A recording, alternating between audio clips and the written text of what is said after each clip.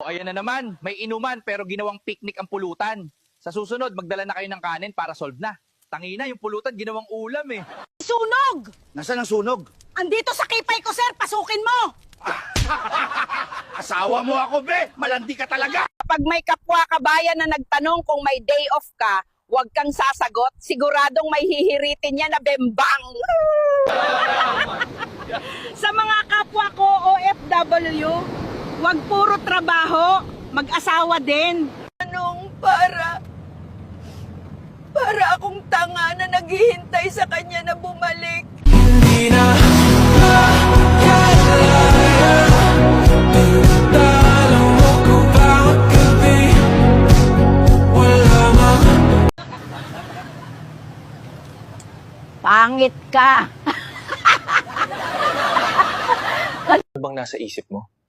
Pamilya ko po. Nasaan ba pamilya mo? Nasa isip ko po. Dok, kinabahan ako. Unang operasyon ko to eh. OMG, same.